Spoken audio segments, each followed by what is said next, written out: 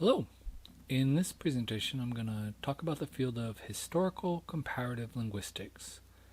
This is a branch of linguistics that is interested in exploring the origins of languages by looking at how they're related. When we talk about connections between languages, we often think in terms of relatedness. So we might say things like English is closely related to Dutch, or French and Spanish come from Latin, or we might talk about language families like the 500 languages or so that make up the Bantu family. Statements like these refer to a particular kind of relationship that might hold between languages. When we say that two languages are related in linguistics, we have in mind a particular type of connection. Related languages are those that descend from a common ancestor. It is then a kind of historical connection. At one time in the past, there was one language, and that language split up into separate languages that we might see today. In the case of the Slavic languages, as you see here, we can say that Russian and Bulgarian and Polish and Czech and the others are related because they all trace their history back about 1,000 years when the ancestor of all these languages was spoken. That ancestor is referred to as Common Slavic or Proto-Slavic. And then within this larger grouping, as you can see on this chart, we can recognize subgroups. For example, Belarusian, Ukrainian, and Russian are related as members of the East Slavic group. It's one of the three early branches from the time when the Common Slavic language began to split up. You'll notice that when we talk about language relationships, we often borrow words used to talk about human and other animal relationships. We rely on this metaphor of genetic relations. So we say things like we talk about language families and we talk about family trees. We might talk about a mother language or a parent language, and we talk about the descendants of that as daughter languages. The genetic metaphor is certainly useful, but it doesn't provide a perfect analogy. Right? Think, for example, about just the very simple fact of how the creation of languages compares to the creation of people or other animals. There's lots of differences involved there. Probably the most obvious one is the fact that people typically have two parents. They come from two parents. With languages, this is not the case, at least not for most languages.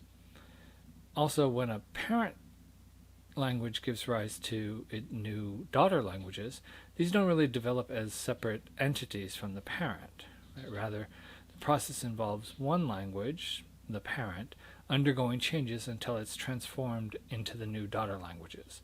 So in most cases, the parent language transforms into the daughters, and as you probably are aware, this is not how human reproduction typically works. Right?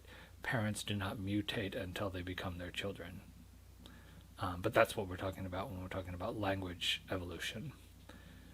Some further limitations of the genetic metaphor become apparent when we consider this other question here about similarities between related languages. Let's take an example. According to the family tree model, English is a member of the Germanic family. Thus, we might expect it to show great similarity with its neighbors on that family tree, languages like Dutch and German and so forth. What does that similarity between related languages actually look like? Well, if we look at the vocabulary of English, we can get a sense of the kinds of challenge that we're thinking about here. Let's take a small sample of English words, the title of your textbook. This Language, a River, A History of English. The words in the book's title come from a few different languages.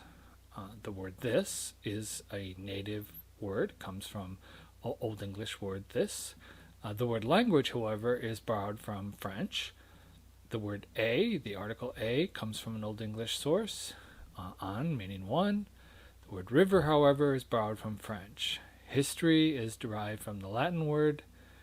Of, the preposition, is a native English word, and English, thankfully, is also a native English word, comes from the Old English word English. So English is a Germanic language, but that Germanic heritage is not always evident in the vocabulary. In fact, this sample really doesn't represent the broader situation. The vast majority of vocabulary in English today comes from other languages rather than coming directly from this Germanic history. The larger point I'm trying to make is that when we talk about language relationships using this family tree model, we're really privileging one type of relationship, right? That history of languages descending from a common ancestor. And when we do that, we're sort of looking past or not paying attention to other kinds of relationships that might happen, such as how languages may influence each other simply because their speakers come into contact. The field of historical comparative linguistics is interested in tracing the history of languages, and in this work a very important concept is that called the cognate. The word cognate comes from Latin, meaning born together. Most often when we refer to cognates, we're talking about words. So two words are cognates when they derive from a common source word. For example, the English word hound and the German word Hund derive from a common Proto-Germanic word. The English word red and the Latin word rufus derive from a common ancestor in Proto-Indo-European. We can also talk about cognate languages using the same idea. So English and German and Dutch and Swedish are cognates in the sense that they are members of the same family, the Germanic family. Spanish and French, Portuguese, and Italian are cognates in the sense that they're members of the Romance or Italic family of languages. One of the main goals of historical comparative linguistics is to look into the history of languages to determine where they came from. This includes understanding the forms of the parent language, even when there's no written record of that language, which is the case most often. This process is called comparative reconstruction of the proto-language. Proto is a prefix that we use to refer to parent languages. So the parent of the Germanic languages is Proto-Germanic. Since there's not any written evidence of the parent language, the linguist reconstructs that form based on the evidence of the daughter languages. That's what comparative reconstruction is all about. To give a simple example of how this process works, we can look at these cognates from relatives of English, from cognates of English. We have the words for foot and father in Gothic, Sanskrit, Latin, and Greek in addition to English. You might notice some patterns. For example, in both cases, the English and Gothic words begin with F, while their equivalents in the other languages begin with P. Also, Sanskrit, Latin, and Greek all have a D in their words for foot, while English and Gothic have a T.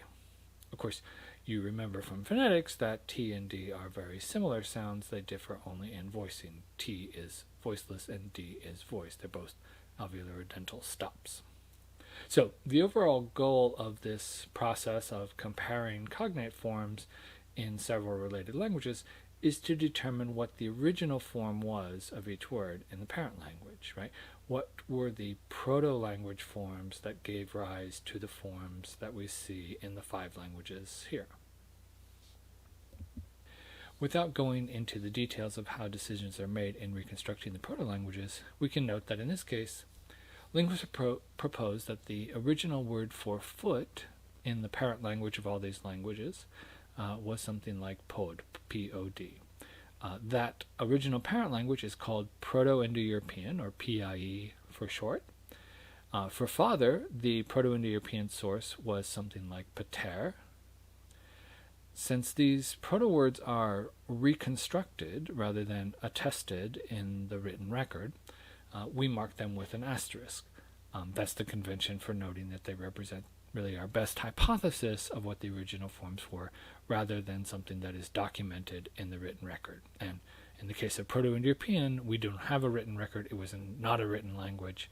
And so everything we know about Proto-Indo-European is based on this kind of reconstruction process.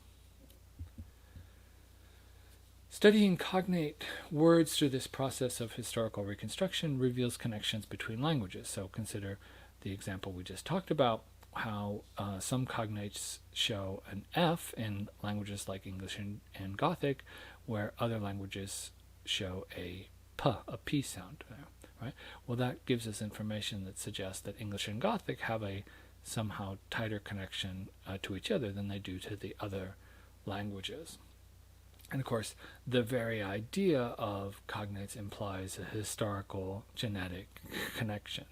So we can compare languages to understand their historical family connections, establish a kind of family tree. One of the best examples of this use of the comparative method to establish language relationships is seen in the case of the Indo-European languages, with proto-Indo-European representing the parent of most of the languages of Europe and others in Central and South Asia. This figure represents the Indo-European language family. You can see proto-Indo-European at the center, that's the original parent language, and then branching off from that you have the main branches of the daughter languages, Balto-Slavic, Germanic, Celtic, and so forth. This figure is nice because as it goes from the center to fan out to the sides, that represents time. So all along the outer rim of this diagram you have the present day languages of this family. So within the Germanic you can see you have Icelandic and Faroese and Norwegian and so forth. On the other side, within the Indic branch, you have modern languages of India like Gujarati and Hindi and so forth. Notice that while some of the branches are rather thick, that is, there's several languages derived from a branch like Germanic or Slavic or Indo-Iranian, some of them really only have one or two languages. Armenian, for example, Albanian, and even the Greek family, Hellenic here, really did not diversify there. They basically represent a single language that has just changed over time and not splitting up into other languages. You might also notice that some of the branches don't make it all the way to the outer rim, and that's because those languages or those branches of languages died out. Probably the best known example here is the Anatolian branch. The Anatolian family represented languages that were spoken in the Near East. Probably the best known one to us would be Hittite. These were all languages that are documented. We have written records of them, but they did not survive to the present day. Also, sometimes you see branches of larger families. So if we go back to the Germanic family there, you might see you have North Germanic, West Germanic, and East Germanic, and the East Germanic is the one that doesn't make it all the way to the end. The East Germanic languages, which include Gothic, which we were just talking about, did not survive. They died out. We have here a somewhat easier to read representation of the Indo-European family tree. This figure, which is produced by Jack Lynch of Rutgers, it focuses on genetic relationships, as shown here with the arrows. But it also shows, as you can see with some of the grayed outlines here, relationships that shape the development of language through contact. So you can, if you look at the case of the English branch right in the middle there, you can see that Old French influenced English during the Middle English period, and that's of course something we'll talk much more about later on. So when we say that English and many other languages are related as part of the Indo-European family, we're claiming that at one time there was a common ancestor of these languages, and we refer to that language as Proto-Indo-European.